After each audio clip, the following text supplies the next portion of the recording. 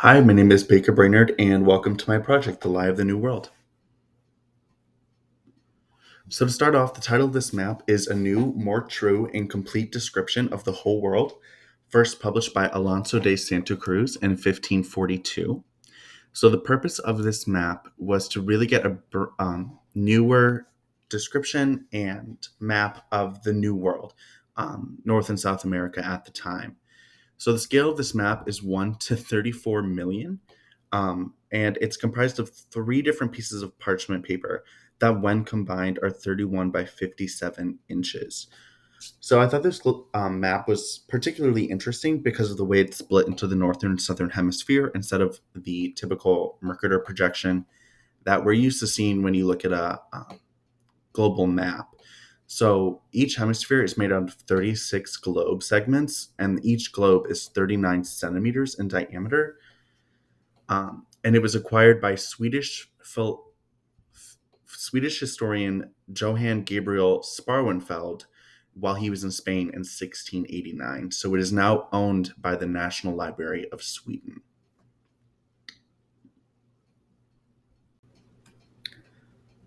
So the man who created this map, Alonso de Santa Cruz, he was born in 1505 and died in 1567. He was the principal cartographer to Emperor Charles V, who was the Emperor of Spain, seen as the most powerful man in Europe at the time. What I found interesting about him is that he refrained from seeing religion as a topic when discussing the New World, which did get him in some hot water when it came down to it because the Native Americans were pushed to convert to Catholicism, which he didn't fight against it, but he didn't really see it as important. Something else about him that's notable is that he directly contributed to the Padron Real, which was Spain's master map of the world that was constantly updated and revised. And that map was the template that was on all ships in Spain. It's important to remember when looking at this map that at the time the Spanish Empire was at its most expansive and was referred to as the empire in which the sun never sets. Emperor Charles V took the Spanish throne through inheritance instead of conquest, in which so becoming the most powerful man in Europe. The Spanish were actively fighting wars in the New World to claim territories, so the Mayan and Aztec civilizations collapsed and Mexico was claimed as New Spain.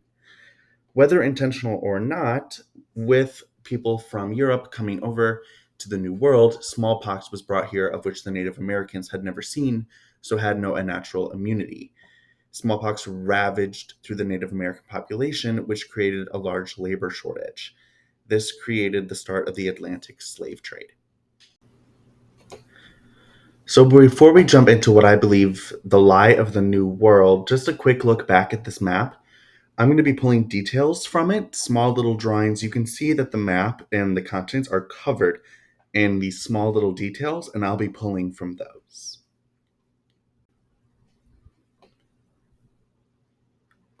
So I pulled these details because I thought it very interesting because the values at the time were that people in the new world were to be thought less of. They were seen as a new workforce and it was seemingly unlimited land in which to increase the expanse of the Spanish Empire. I find that important because I think that these people are drawn very primitive looking, using basic tools, stick figures. They're drawn in no different significance than they are as the animals or the plants that surround them. And I find this important because since they're drawn with no significance of a difference, they're kind of just all noted as resources. These different environments, people, animals are all just seen as new resources to the Spanish Empire. And that's important today too because imperialism is already a hot topic in today's world. Um, and to have these smaller civilizations seen as just resources and how these bigger civilizations took advantage of them and sometimes caused a complete downfall of these smaller civilizations and collapse. The architecture of the time doesn't appear much on the map, only in small building clusters in the New World in Africa, which you can see on the left. And I believe they signify locations of ancient cities. They're drawn very simplistic, appearing as just huts or small buildings. We now know that those cities were large and quite advanced for the time. I believe this to be part of the lie, making these large civilizations to be small huts or groups. It's another example of downplaying the intelligence of the natives to further see them as just a workforce for the Spanish Empire. By playing the Native Americans to be looked down upon as people from Europe and to be seen as less than, it was seen as morally right to take over Mexico and Southern America, which resulted in the Spanish conquest. Combined with the Spanish conquest and smallpox brought over from Europe, that created a very large labor shortage. And because of that, the Atlantic slave trade began. After analyzing the smaller details of this map and researching the history of the time, I believe that civilizations were drawn this way in such a simplistic fashion to bring that lie back to Europe. That lie that the Native Americans were much less complex and much smaller of a civilization than they truly were.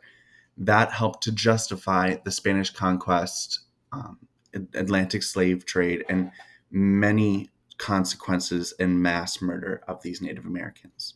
Thank you so much.